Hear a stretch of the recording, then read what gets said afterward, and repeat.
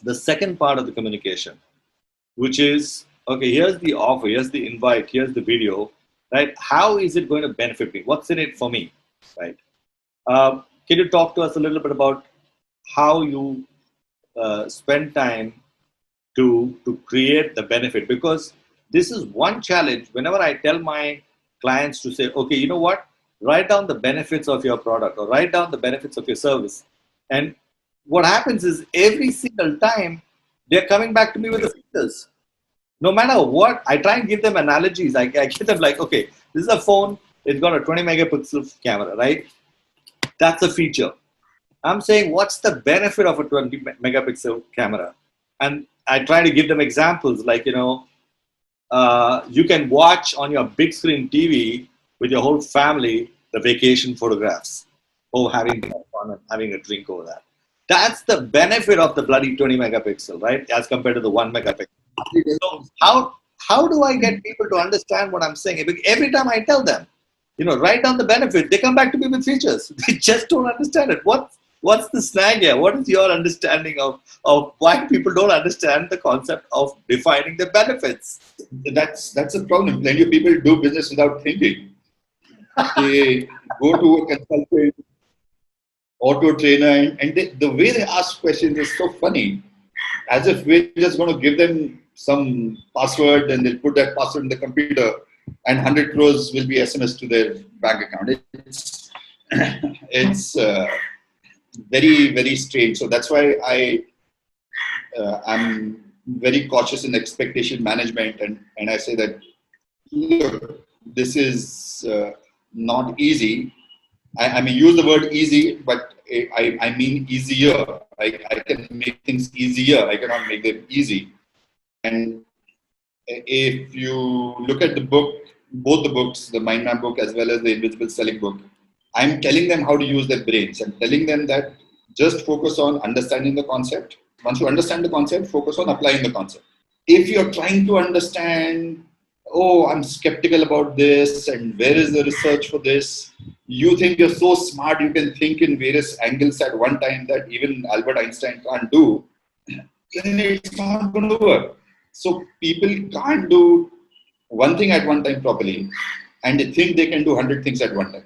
So you got to temper the expectations and say, okay, now forget everything else. For the next 10 days, just think, can you offer something which is unique and useful?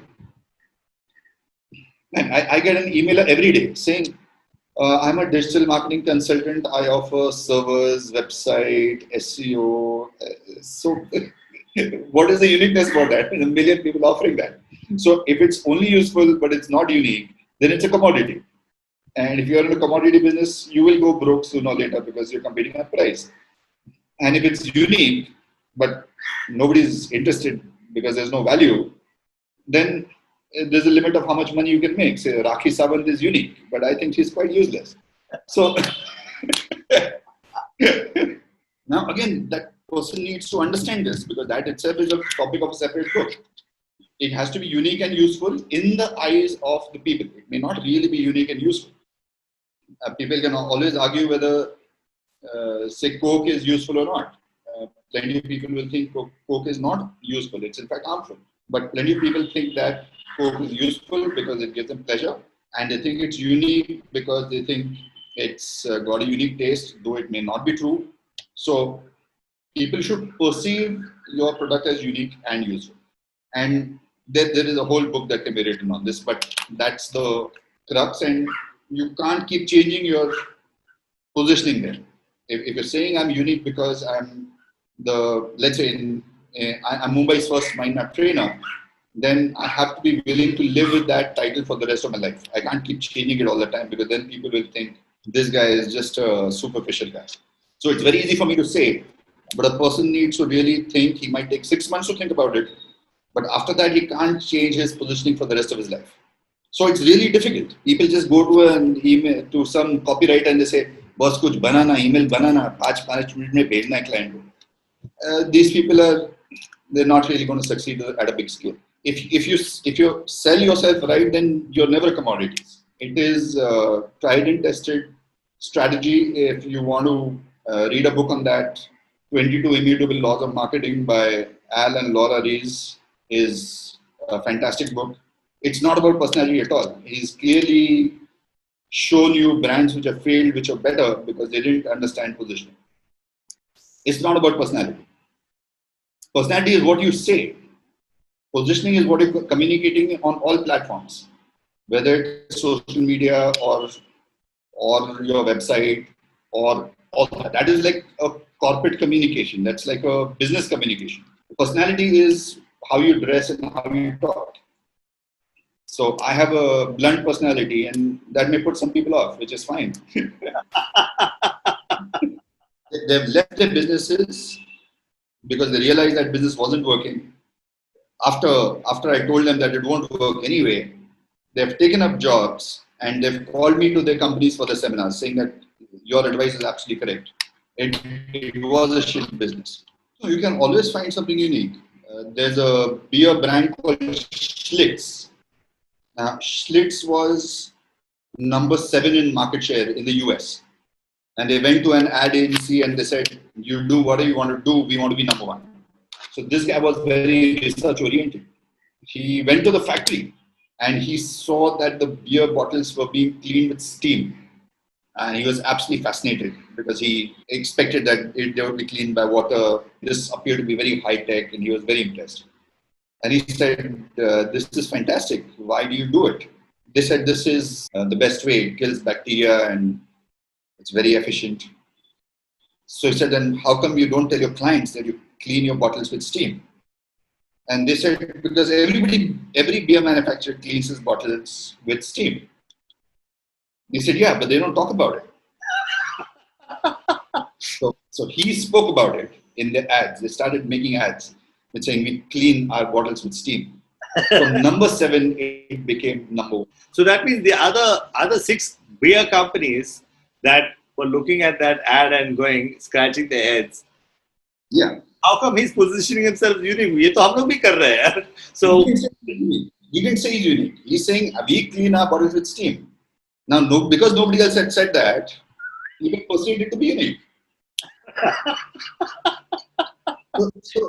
So that's a kind of creative thinking that is involved, and it takes a lot of guts to do something where if you were to bounce this off your board or you bounce it off your family and everybody say, what a stupid ad. That's why advertising, marketing, sales is very, very difficult. So people should understand that, and either they start taking it very seriously and reading about it, or they go to a consultant who is well read and trust his decisions. Otherwise, it's not going to work. There is too much competition out there. Yeah. If the people are not going to use scientific strategies, they will always keep struggling. They'll always get stuck and they'll say, okay, now I don't know what to do. My sales are bad. My business is not doing well. So supposing they're unable to think of a unique way to do something, yeah. Is your advice that come for my mind map workshop and learn how to think creatively? That's one option. Or is there an option 2 where they can say, Dharmendra, can you come down to my factory and can you find out a unique way to, what is unique about us? Can you figure, like you told about that guy who went from the ad company, hardworking guy, went all the way to the beer factory and said, hey, what's this all about? And he learned about the steaming, killing bacteria and all that stuff. So are you available as a consultant to do option 2, which is go learn about what their business is and tell them, this is what you should talk about? Or is their only option is go to my mind map workshop and learn from there how to become creative, and you have to make your effort to think creatively? What are the options he has? If somebody is listening to this and says, who the hell is Dharmendra Rai, and we need to go and talk to him about this, and we need his help for our company. What is your offering to him from a unique, how to help them to think uniquely? Is that option available? The option is available, but it is better that he first comes to the seminar, so that he gets comfortable with the concepts and sees case studies where companies which have used these strategies with no money have made much more money than people who have spent crores of. So every day there are startups dying in the hundreds because they don't understand marketing. But the people see only success stories on LinkedIn, because if a person goes bankrupt, he doesn't put on LinkedIn, hey, I've gone bankrupt today. They only see success stories. They go for a seminar first because that's cheaper also. consulting is very, very expensive. So my question to you is the following.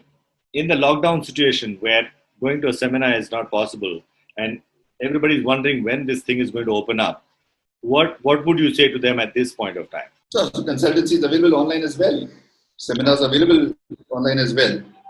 How do they register for your next online seminar? The best is if they just send me an email. If they just search for Dharmendra Rai, they'll come to my website and they can send me a message on the website. That's the fastest way. Is there anything else, any other dimension you want to mention in this communication? Like I know keeping it short is one. Short and very, very simple. People want to use big words. They think it's very attractive and people respect people who use big words. Unless there's an absolute necessity to use big words, and avoid big words. Right. So I had to use the Zygarnik effect because Zygarnik was the inventor of that. So otherwise, I would have used a simpler word. And if you can make it entertaining, because people are used to being entertained now throughout the day, thanks to Netflix and thanks to the internet. So you can, now in India, there are only two popular references, Bollywood and cricket. I give links to Bollywood videos and tell them at this point, Govinda is a brilliant actor, but he doesn't understand the concept of positioning. And I've proved that by pointing to a statement that he said in a particular video. Now, when I'm talking about Govinda, certainly plenty of people they'll understand the concept much better. Because I've spoken about Govinda, they can go and see the video and all that. So Bollywood is unfortunately the only thing in India that works, because cricket is seasonal. And Modi and politics is a bit popular now to discuss, but Bollywood is the safest thing to talk about. Here, the whole interest is just on Bollywood. Most Indians don't have any other interest. All right. So this is now the second part, which we have covered, I think, pretty well. I just want to tell the people who are watching this, if you liked it, that please go ahead and like this video. It'll be on Facebook, LinkedIn, YouTube. Just click on like, and if you think you want other people to benefit from this, please share this video. And if you want to get notified about such videos in the future, you can also click on subscribe and click on the bell icon on the YouTube channel for sure. So great, thanks so much for watching, and see you in the next video.